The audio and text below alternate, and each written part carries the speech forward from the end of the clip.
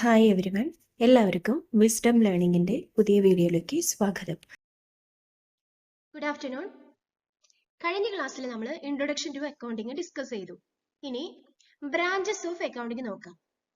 അതിൽ first one ആണ് financial accounting. എന്താണ് ഫിനാൻഷ്യൽ അക്കൗണ്ടിങ് എന്ന് പറഞ്ഞാൽ? ഫിനാൻഷ്യൽ ട്രാൻസാക്ഷൻസ് റെക്കോർഡ് ചെയ്ത് വെക്കുന്ന ഒരു പ്രോസസ് ആണ് എന്ത് ഫിനാൻഷ്യൽ അക്കൗണ്ടിങ് എന്ന് പറയുന്നത്. It records financial transactions and events, summarize and interpret them before communicating the result to the users. എന്താണപ്പോ ഫിനാൻഷ്യൽ ട്രാൻസാക്ഷൻസിനെ റെക്കോർഡ് ചെയ്ത് വെക്കുകയും സമ്മറൈസ് ചെയ്യുകയും അതിനെ വിലയിരുത്തുകയും ചെയ്യുന്ന ഒരു പ്രോസസ് ആണ് ഫിനാൻഷ്യൽ അക്കൗണ്ടിങ്. എന്തിനാ അങ്ങനെ വിലയിരുത്തുന്നത്? നമുക്ക് ലാസ്റ്റ് ഒരു ഫിനാൻഷ്യൽ റിപ്പോർട്ട് പ്രൊഡ്യൂസ് ചെയ്യണം യൂസേഴ്സിന്. അതിന്റെ ബേസിലാണ് എന്ത് യൂസേഴ്സ് ഡിസിഷൻസ് എടുക്കുന്നത്.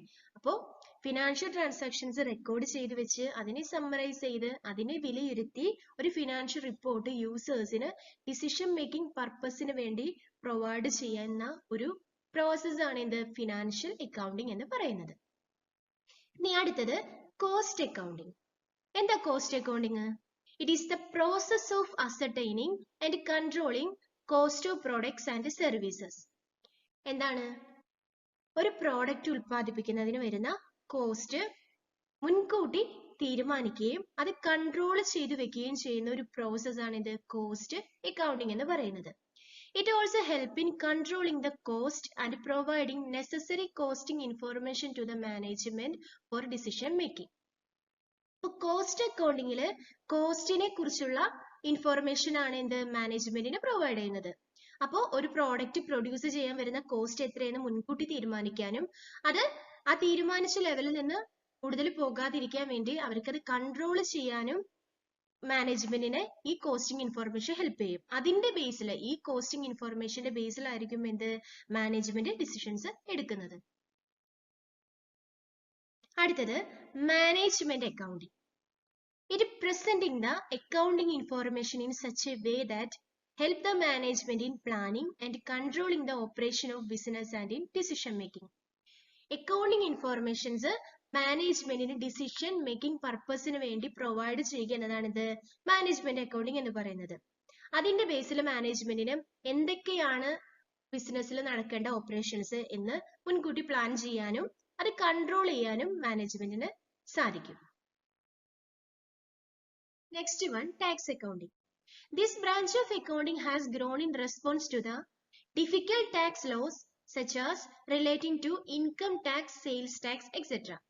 So tax accounting എന്ന് പറഞ്ഞാൽ mainly for tax purpose.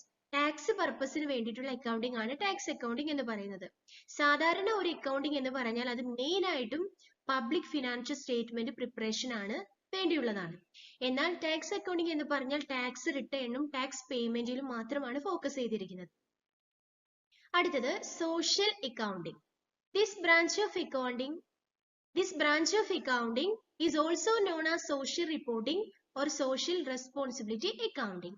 Social അക്കൗണ്ടിങ്ങിനെ സോഷ്യൽ റിപ്പോർട്ടിംഗ് അക്കൗണ്ടിംഗ് എന്നും സോഷ്യൽ റെസ്പോൺസിബിലിറ്റി അക്കൗണ്ടിംഗ് എന്നും കൂടി വിളിക്കുന്നുണ്ട്. It disclose the social benefit created and the cost incurred by the enterprise. Social benefit include such facilities as medical, housing, education, canteen and provident fund, so on. അപ്പൊ social accounting എന്ന് പറഞ്ഞാൽ main ആയിട്ട് social benefit, ഒരു enterprise create ചെയ്തിട്ടുള്ള social benefit എന്തൊക്കെയാണ്, അതിന് വരുന്ന cost എത്രയാണ് എന്നത് കണ്ടുപിടിക്കാൻ വേണ്ടിയുള്ള ഒരു അക്കൗണ്ടിംഗ് ആണ് സോഷ്യൽ അക്കൗണ്ടിംഗ് എന്ന് പറയുന്നത്. അപ്പൊ സോഷ്യൽ ബെനിഫിറ്റ് എന്ന് പറഞ്ഞാൽ ഫെസിലിറ്റീസ് എന്തൊക്കെയാണ്? Medical facility, housing, canteen, education facilities ഒരു എന്റർപ്രൈസ് എത്രത്തോളം അങ്ങനെയുള്ള ബെനിഫിറ്റ് പ്രൊവൈഡ് ചെയ്യുന്നുണ്ട്, അതിനൊരു എന്റർപ്രൈസിന് വരുന്ന കോസ്റ്റ് എത്രയാണോ ഇതെല്ലാം ഡിസ്ക്ലോസ് ചെയ്യുകയാണ് എന്ത് സോഷ്യൽ അക്കൗണ്ടിങ്ങിൽ ചെയ്യുന്നത്. Next topic objectives of accounting. അതിലെ ഫസ്റ്റ് പോയിന്റ് ആണ് maintenance of record of business transactions. അപ്പോൾ ബിസിനസ് ട്രാൻസാക്ഷൻസ് റെക്കോർഡ് ചെയ്ത് വെക്കുക എന്നതാണ് എന്ത് അക്കൗണ്ടിങ്ങിന്റെ ഫസ്റ്റ് ഒബ്ജക്റ്റീവ് എന്ന് പറയുന്നത്. To keep permanent record of all business transactions. Permanent ആയിട്ട് ബിസിനസ് ട്രാൻസാക്ഷൻസ് റെക്കോർഡ് ചെയ്ത് വെക്കുക. To show the financial effect of these business transactions on the business.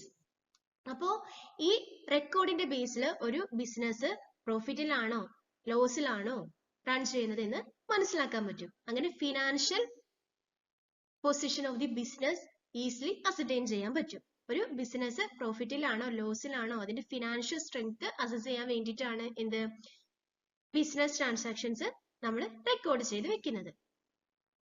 അടുത്ത point calculation of profit or loss. To evaluate the profitability, earning capacity of the business and to provide accounting information during the accounting period. അപ്പോൾ first തന്നെ നമ്മൾ എന്ത് ചെയ്തു business ട്രാൻസാക്ഷൻസിന് record ചെയ്ത് വെച്ചു. ആ business transactions verify ചെയ്യുമ്പോൾ എന്താണ് ബിസിനസ് പ്രോഫിറ്റബിലിറ്റി എത്രയാണെന്ന് നമുക്ക് ഇവാലുവേറ്റ് ചെയ്യാനായിട്ട് സാധിക്കും. Next point ഡെപിക്ഷൻ of financial position. Accounting aims at ascertaining the financial position of the business concerned in the form of its assets and liabilities at the end of every accounting year. അപ്പോൾ അക്കൗണ്ടിങ്ങിന്റെ സഹായത്തോടെ ഒരു ബിസിനസ്സിന് അതിന്റെ financial positions അറിയാൻ പറ്റും. അപ്പോൾ അക്കൗണ്ടിങ്ങിന്റെ year എൻഡിങ്ങിൽ ഏതൊരു business സ്ഥാപനം ആയാലും ഫിനാൻഷ്യൽ സ്റ്റേറ്റ്മെന്റ് പ്രിപ്പയർ ചെയ്യുന്നുണ്ട്. Trading profit and loss account and balance ഷീറ്റിൽ. അപ്പോൾ ആ ബാലൻസ് ഷീറ്റിന്റെ സഹായത്തോടു കൂടി എത്രത്തോളം അസറ്റ് ഉണ്ട് എത്രത്തോളം ലയബിലിറ്റീസ് ഉണ്ടെന്ന് ഒരു ഫേമിന് അറിയാൻ പറ്റും. അപ്പോൾ അതിന്റെ ബേസിൽ ഫേമിന്റെ ഫിനാൻഷ്യൽ പൊസിഷൻ എന്താന്ന് അസർടൈൻ ചെയ്യാനായിട്ട് സാധിക്കും. അടുത്തത് providing accounting information to its users. The accounting information generated by accounting process is communicated in the form of reports, statement, graphs and chart to the users who need it in the different decision situations. അപ്പോൾ ഈ accounting ഇൻഫോർമേഷൻസിന് users ആയിട്ട് communicate ചെയ്യുന്നത് റിപ്പോർട്ടായിട്ടും സ്റ്റേറ്റ്മെന്റോ ഗ്രാഫോ ചാർട്ടിന്റെ ഫോമിലായിട്ടായിരിക്കും എന്റെ users ആയിട്ട് നമ്മൾ communicate ചെയ്യുന്നത്. അപ്പോൾ ആ ഫിനാൻഷ്യൽ സ്റ്റേറ്റ്മെന്റിന്റെയോ അല്ലെങ്കിൽ ആ റിപ്പോർട്ടിന്റെ ബേസിലായിരിക്കും യൂസേഴ്സ് ഡിസിഷൻസ് എടുക്കുന്നത്. Next topic advantages of accounting. അക്കൗണ്ടിങ്ങിന്റെ ഗുണങ്ങളാണ് ഇനി ഡിസ്കസ് ചെയ്യാൻ പോകുന്നത്. അതിലെ ഫസ്റ്റ് പോയിന്റ് ആണ് ഫിനാൻഷ്യൽ ഇൻഫോർമേഷൻ അബൌട്ട് ബിസിനസ്. നമ്മൾ നേരത്തെ ഡിസ്കസ് ചെയ്തതൊക്കെയാണ് അഡ്വാൻറ്റേജസിൽ പറയുന്നത്. എന്താണ് ഫിനാൻഷ്യൽ ഇൻഫോർമേഷൻസ്? ബിസിനസിനെ കുറിച്ചുള്ള ഒരു ഫിനാൻഷ്യൽ ഇൻഫോർമേഷൻസ് അക്കൗണ്ടിങ് പ്രൊവൈഡ് ചെയ്യുന്നുണ്ട് അല്ലെ. എന്താണ് ബിസിനസിന്റെ ഫിനാൻഷ്യൽ പൊസിഷൻ എന്താണ്, ഫിനാൻഷ്യൽ പെർഫോമൻസ് എന്താണെന്ന് അക്കൗണ്ടിങ്ങിന്റെ സഹായത്തോടെ അറിയാൻ പറ്റും. ബിസിനസ് ലാഭത്തിലാണോ നഷ്ടത്തിലാണോ റൺ ചെയ്ത് പോകുന്നതെന്ന് ഉള്ള ഇൻഫോർമേഷൻസ് അക്കൗണ്ടിങ് പ്രൊവൈഡ് ചെയ്യുന്നുണ്ട്. അടുത്തത് അസിസ്റ്റൻസ് ഓഫ് മാനേജ്മെന്റ്. എന്താണ് അക്കൗണ്ടിങ്ങിന്റെ ഇൻഫോർമേഷന്റെ ബേസിലാണ് ബിസിനസ് പ്ലാൻ ചെയ്യുന്നതും ഡിസിഷൻസ് എടുക്കുന്നതും കൺട്രോൾ ചെയ്യുന്നതും എല്ലാം. അപ്പോൾ അത് മാനേജ്മെന്റിന് വളരെ യൂസ്ഫുൾ ആണ്. Replace memory. ഇപ്പൊ സാധാരണഗതിയിൽ ഒരു ട്രാൻസാക്ഷൻസോ അല്ലെങ്കിൽ എന്തെങ്കിലും ഒരു ട്രാൻസാക്ഷൻസ് നടന്നു കഴിഞ്ഞാൽ നമുക്ക് എന്തായിരിക്കും ഓർത്തിരിക്കാൻ പ്രയാസമാണ്. അപ്പൊ നമ്മൾ എന്ത് ചെയ്ത് വെക്കും, അത് റെക്കോർഡ് ചെയ്ത് വെക്കും. അങ്ങനെ റെക്കോർഡ് ചെയ്ത് വെക്കുന്ന ട്രാൻസാക്ഷൻസ് എന്തായിരിക്കും ഭാവിയിലാണെങ്കിലും എന്താ നമുക്ക് വെരിഫൈ ചെയ്യാനോ എന്തെങ്കിലും ഡൗട്ട്സ് ഉണ്ടെങ്കിൽ ക്ലിയർ ചെയ്യാനും സാധിക്കും. അപ്പൊ എന്താണ് നമുക്ക് എല്ലാം ഓർത്തിരിക്കേണ്ട കാര്യമില്ല. അതെന്ന് എന്ത് ചെയ്യുന്നു നമ്മുടെ മെമ്മറി റീപ്ലേസ് ചെയ്യുന്നു. അടുത്തത് ഫെസിലിറ്റേറ്റ് കമ്പാരറ്റീവ് സ്റ്റഡി. അപ്പൊ എന്താണ് ഈ റിപ്പോർട്ടിങ്ങിനെ മെയിൻറ്റെയിൻ ചെയ്ത് വെക്കുമ്പോൾ കഴിഞ്ഞ വർഷമായിട്ടും ഇനി പിന്നീടുള്ള വർഷങ്ങളായിട്ടും നമുക്ക് എന്ത് ചെയ്യാൻ പറ്റും, ആ റിപ്പോർട്ടിനെ കമ്പയർ ചെയ്യാനും അനലൈസ് ചെയ്യാനും സാധിക്കും. അടുത്തത് facilitate settlement of tax liabilities. അപ്പോൾ ഇങ്ങനെ അക്കൗണ്ടിംഗ് റിപ്പോർട്ട്സ് മെയിൻറ്റെയിൻ ചെയ്ത് വെക്കുമ്പോൾ income tax, sales tax, excise duty ഇതെല്ലാം എത്രത്തോളാണ് അടയ്ക്കേണ്ടത് അത് നമുക്ക് കറക്റ്റ് ആയിട്ട് സെറ്റിൽ ചെയ്യാൻ പറ്റും. അപ്പൊ ഒരു പ്രോപ്പർ എവിഡൻസ് ഉണ്ട്. അപ്പൊ അതിന് കൂടുതൽ ടാക്സ് അടയ്ക്കേണ്ടതായിട്ടില്ല, കറക്റ്റ് ആയിട്ടുള്ള ടാക്സ് നമുക്ക് പേ ചെയ്താൽ മതി. ഇനി facilitates loan. Loan is granted by the bank and financial institution on the basis of growth potential which is supported by the performance. Accounting make available the information with respect to performance. അപ്പോൾ ഒരു financial ഇൻസ്റ്റിറ്റ്യൂഷനോ bank ആയിരിക്കും നമുക്ക് loan provide ചെയ്യുന്നത്. അപ്പൊ loan തരണമെങ്കിൽ എന്താണ് നമ്മൾ അത് തിരിച്ചടയ്ക്കും എന്നുള്ള ഒരു ഉറപ്പ് അവർക്ക് വേണം അല്ലെ. അപ്പൊ ഒരു ബിസിനസ്സിന് ഈ ഡോക്യുമെന്റ്സ് ഇങ്ങനെ മെയിൻറ്റെയിൻ ചെയ്ത് വെക്കുമ്പോൾ എന്താണ് അവർക്ക് ബിസിനസിന്റെ പെർഫോമൻസ് ലാഭത്തിലാണ് ഓടുന്നതെങ്കിൽ എന്താ ലോൺ കിട്ടാൻ വളരെ എളുപ്പമായിരിക്കും. അപ്പോൾ അതിന്റെ ഫിനാൻഷ്യൽ റിപ്പോർട്ടിന്റെ ബേസിൽ ലോൺസ് ബാങ്കും ഫിനാൻഷ്യൽ ഇൻസ്റ്റിറ്റ്യൂഷൻസും പ്രൊവൈഡ് ചെയ്യും. Next topic limitation of accounting. അപ്പോൾ അക്കൗണ്ടിങ്ങിന് കുറെ ഗുണങ്ങളുണ്ട്, അതുപോലെ തന്നെ പലതരത്തിലുള്ള പരിമിതികളുണ്ട്. അതിൽ ഫസ്റ്റ് പോയിന്റ് ആണ് accounting information is expressed in terms of money. അപ്പോൾ അക്കൗണ്ടിങ്ങിൽ ഓൺലി മോണിറ്ററി ടേംസിലുള്ള ട്രാൻസാക്ഷൻസ് മാത്രമാണ് ഇൻവോൾവ് ചെയ്യുന്നുള്ളൂ. ക്യാഷ് സെയിൽസോ അല്ലെങ്കിൽ ക്യാഷ് പർച്ചേസോ അങ്ങനെ ക്യാഷ് ഉൾപ്പെട്ടിട്ടുള്ള ട്രാൻസാക്ഷൻസ് മാത്രമാണ് അക്കൗണ്ടിങ്ങിൽ ഉൾപ്പെടുത്തുന്നുള്ളൂ. എന്നാൽ ക്യാഷ് റിലേറ്റഡ് അല്ലാത്ത ഒരുപാട് ട്രാൻസാക്ഷൻസ് നടത്തുന്നുണ്ട്. പക്ഷെ അതൊന്നും എന്താണ് അക്കൗണ്ടിങ്ങിൽ കാണിക്കുന്നില്ല. അപ്പൊ എന്താണ് ഒരു ട്രൂ ഫിനാൻഷ്യൽ പൊസിഷൻസ് അത് പ്രൊവൈഡ് ചെയ്യുന്നില്ല. അതാണ് മെയിൻ ലിമിറ്റേഷൻ എന്ന് പറയുന്നത്. അടുത്തത് fixed asset R recorded in the accounting records at the original cost. എന്താ ഫിക്സ്ഡ് അസറ്റ് എന്ന് പറഞ്ഞാൽ ഫിക്സഡ് ആയിരിക്കും, അത് ഒരിക്കലും അത് മൂവ് ചെയ്യത്തില്ല. ബിൽഡിങ്ങോ പ്ലാന്റോ മെഷീനറി അങ്ങനെ ഉള്ള അസറ്റിനെയാണ് ഇത് ഫിക്സ്ഡ് അസറ്റ് എന്ന് പറയുന്നത്. അപ്പോൾ ഫിക്സ്ഡ് അസറ്റ് റെക്കോർഡ് ചെയ്യുന്നത് ഒറിജിനൽ കോസ്റ്റിലായിരിക്കും, അല്ലാതെ ആ പ്രൈസിൽ ഉണ്ടാവുന്ന ഇൻക്രീസ് ഒരിക്കലും ഇതായിരിക്കും റെക്കോർഡിൽ സൂചിപ്പിക്കത്തില്ല. അടുത്തത് accounting information is sometime based on estimate. അപ്പോൾ അക്കൗണ്ടിംഗ് ഇൻഫോർമേഷൻ ചില സമയങ്ങളിൽ ഒരു ഊഹാപോഹമായിരിക്കും. സംടൈംസ് അത് ശരിയാവാം, ചിലപ്പോൾ അത് തെറ്റാവാം. അങ്ങനെ വരുമ്പോൾ എന്താണ് അവർ പ്രൊഡ്യൂസ് ചെയ്യുന്ന ഫിനാൻഷ്യൽ സ്റ്റേറ്റ്മെന്റ് ആ ഒരു തെറ്റിനെ റിഫ്ലക്ട് ചെയ്യും. അപ്പൊ എന്താണ് ട്രൂ ഒരു ഫിനാൻഷ്യൽ സ്റ്റേറ്റ്മെന്റ് പ്രൊഡ്യൂസ് ചെയ്യാൻ സാധിക്കില്ല. അടുത്തത് accounting information cannot be used as A only test of managerial performance.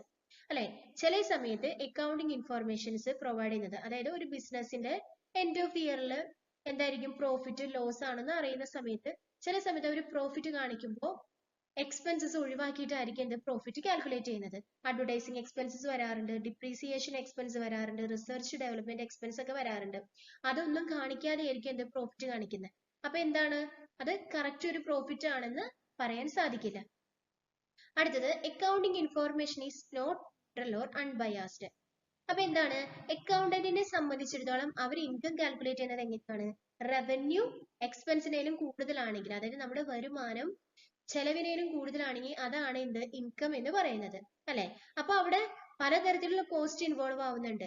Water, noise, pollution etcetera. അതൊക്കെ എന്താണ് സോഷ്യൽ കോസ്റ്റ് ആണ്. പക്ഷെ ആ കോസ്റ്റ് ഒന്നും എന്താണ് അക്കൗണ്ടിംഗ് റെക്കോർഡ്സിൽ ആ കോസ്റ്റ് ഒന്നും റെക്കോർഡ് ചെയ്യാറില്ല. ഇനി അടുത്ത topic users of accounting information. അപ്പൊ നമ്മൾ കഴിഞ്ഞ ക്ലാസ്സിൽ ഡിസ്കസ് ചെയ്തായിരുന്നു അക്കൗണ്ടിംഗ് ഇൻഫർമേഷൻ ആവശ്യമായിട്ടുള്ള വ്യക്തികളെയാണ് എന്ത് യൂസേഴ്സ് എന്ന് പറയുന്നത്. അത് ഇന്റേണൽ യൂസേഴ്സ് ഉണ്ട്, എക്സ്റ്റേണൽ യൂസേഴ്സ് ഉണ്ട്. അപ്പൊ ബിസിനസിന്റെ അകത്ത് തന്നെയുള്ള യൂസേഴ്സ് ആണ്, ആവശ്യക്കാരെയാണ് എന്ത് ഇന്റേണൽ യൂസേഴ്സ് അല്ലെങ്കിൽ പ്രൈമറി യൂസേഴ്സ് എന്ന് പറയുന്നത്. അതിലെ ഫസ്റ്റ് വൺ നോക്കാം, ഓണേഴ്സ്. ആരാണ് ഓണേഴ്സ് എന്ന് പറഞ്ഞാല് അവരായിരിക്കും എന്ത് ആ ബിസിനസിന്റെ ഉടമകള്. അവരായിരിക്കും എന്ത് ക്യാപിറ്റല് ബിസിനസ്സിൽ ഇറക്കിയിരിക്കുന്നത്. അതുകൊണ്ട് തന്നെ മാക്സിമം റിസ്ക് അവർക്ക് തന്നെ ആയിരിക്കും. അപ്പോ അങ്ങനെയുള്ള സ്ഥിതിക്ക് ഓണേഴ്സ് ക്യാപിറ്റല്, അതായത് മൂലധനം ഇറക്കി ഒരു ബിസിനസ് സ്റ്റാർട്ട് ചെയ്താല് ഒരു ബിസിനസ് പ്രോഫിറ്റിലാണോ ലോസിലാണോ ഓടുന്നത് എന്ന് അറിയേണ്ടത് അവരുടെ ഒരു ഉത്തരവാദിത്തമാണ്. എങ്കിലാണ് എന്ത് ആ ക്യാപിറ്റൽ റിട്ടേൺ കിട്ടുമോ എന്ന് അവർക്ക് അറിയാൻ പറ്റത്തുള്ളൂ. അപ്പോൾ അവർ ഇൻവെസ്റ്റ് ചെയ്ത ക്യാപിറ്റൽ സേഫ് ആണോ എന്ന് അറിയണമെങ്കിൽ അവർക്ക് അക്കൗണ്ടിംഗ് ഇൻഫോർമേഷൻ അനിവാര്യമാണ്. അടുത്തത് management. The management make excessive use of accounting information to arrive at informed decisions such as determination of selling price, cost control, reduction and investment into new project etc. അപ്പോൾ മാനേജ്മെന്റിനെ സംബന്ധിച്ചിടത്തോളം accounting information എന്തിനാണ് ആവശ്യം? അവർക്ക് main ആയിട്ട് വേണ്ടത് എന്താണ്? Decisions എടുക്കുക എന്നതാണ് ഇത് മാനേജ്മെന്റിന്റെ മെയിൻ ഫംഗ്ഷൻ എന്ന് പറയുന്നത്. അപ്പോൾ ഈ അക്കൗണ്ടിംഗ് ഇൻഫർമേഷന്റെ ബേസിലാണ് എത്രത്തോളം ആയിരിക്കും ഒരു പ്രോഡക്റ്റിന്റെ സെയിൽ പ്രൈസ് എന്ന് ഡിറ്റർമൈൻ ചെയ്യണം. അതുപോലെ തന്നെ കോസ്റ്റ് കൺട്രോൾ ചെയ്യണം. ഉൽപ്പാദിപ്പിക്കുമ്പോൾ എത്രത്തോളം കോസ്റ്റ് വരണം, അതുപോലെ തന്നെ അതിന്റെ കോസ്റ്റ് റെഡ്യൂസ് ചെയ്യണം, പിന്നെ ന്യൂ പ്രോജക്റ്റിലേക്ക് ഇൻവെസ്റ്റ് ചെയ്യണം. ഇങ്ങനെയുള്ള ഡിസിഷൻസ് എടുക്കുന്നത് ഈ അക്കൗണ്ടിംഗ് ഇൻഫർമേഷന്റെ ബേസിലാണ്. അടുത്തത് എംപ്ലോയീസ് ആൻഡ് വർക്കേഴ്സ്. അപ്പോൾ employees and workers are entitled to bonus at the year end, which is linked to the profit earned by the enterprise. Therefore, the employees and workers are interested in financial statement.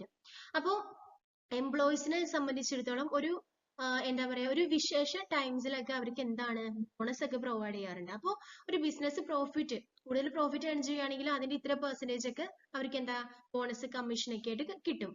അപ്പോൾ എന്താ business നല്ല രീതിയിലാണോ run ചെയ്യുന്നത് എന്ന് അറിയാൻ അവർക്ക് കൂടുതലും താല്പര്യം ഉണ്ടായിരിക്കും.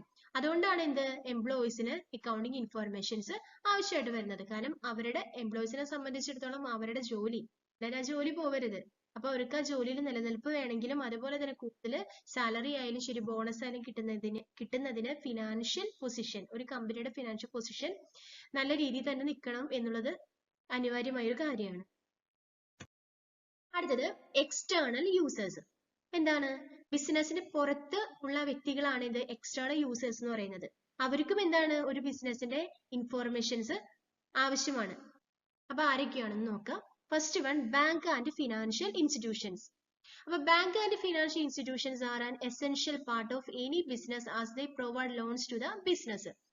അല്ലെ, ഏതൊരു ബിസിനസ്സിനാണെങ്കിലും ശരി ബാങ്ക് ആയാലും ഫിനാൻഷ്യൽ ഇൻസ്റ്റിറ്റ്യൂഷൻസ് ആയാലും ഇമ്പോർട്ടന്റ് ആണ്. കാരണം ഒരു ബിസിനസ് നടത്തിക്കൊണ്ട് പോകുന്ന സമയത്ത് ഇടയ്ക്ക് വെച്ച് ക്യാഷിന് ആവശ്യം വരുമ്പോൾ എന്താ ചെയ്യുന്നത്? നമ്മൾ ലോൺ എടുക്കും അല്ലെങ്കിൽ ആരുടെയെങ്കിലും കടം മേടിക്കും. അപ്പോൾ അങ്ങനെയുള്ള അവസ്ഥയിൽ ഒരു ബിസിനസ് നല്ല രീതിയിൽ റൺ ചെയ്ത് പോയാൽ മാത്രമാണ് ബാങ്ക് ആയാലും ഫിനാൻഷ്യൽ ഇൻസ്റ്റിറ്റ്യൂഷൻ ആയാലും അവർക്ക് ലോൺ പ്രൊവൈഡ് ചെയ്യത്തുള്ളൂ. അപ്പൊ അവർക്ക് ആ ബിസിനസ് പ്രോഫിറ്റിലാണോ ലോസിലാണോ ഓടുന്നതെന്ന് അതിന്റെ ഫിനാൻഷ്യൽ പൊസിഷൻ എന്താണെന്ന് അറിയാനായിട്ട് കൂടുതൽ എന്തായിരിക്കും? താല്പര്യം ഉണ്ടായിരിക്കും. അടുത്തത് ഇൻവെസ്റ്റേഴ്സ് ആൻഡ് പൊട്ടൻഷ്യൽ ഇൻവെസ്റ്റേഴ്സ്. അപ്പോൾ investment involve risk and also investors do not have direct control over the business affairs. അപ്പോൾ ഇവരൊക്കെ എന്ന് പറഞ്ഞാൽ ഇൻവെസ്റ്റേഴ്സ് എന്ന് പറഞ്ഞാൽ എന്താ? മണി ഇൻവെസ്റ്റ് ചെയ്തിട്ടുള്ള വ്യക്തികളെയാണ്. മണി ആയിരിക്കും ചിലപ്പോൾ അസറ്റ് ആയിട്ടായിരിക്കും അല്ലെങ്കിൽ ക്യാഷ് ആയിട്ടായിരിക്കും ഇൻവെസ്റ്റ് ചെയ്തിട്ടുള്ളത്. അപ്പോൾ ആ ഇൻവെസ്റ്റ്മെന്റ് അവർക്ക് തിരിച്ചു കിട്ടണം. അത് തിരിച്ചു കിട്ടണം, അതുപോലെ തന്നെ അതിന് ഇരട്ടി തിരിച്ചു കിട്ടണമെന്നായിരിക്കും എല്ലാവരും ഒരു ബിസിനസ്സിൽ ക്യാഷ് ഇറക്കുന്നുണ്ടെങ്കിൽ അതിന് അപ്പുറം തിരിച്ചിട്ടാനായിരിക്കും എല്ലാവരും ഇൻവെസ്റ്റ് ചെയ്യുന്നത്.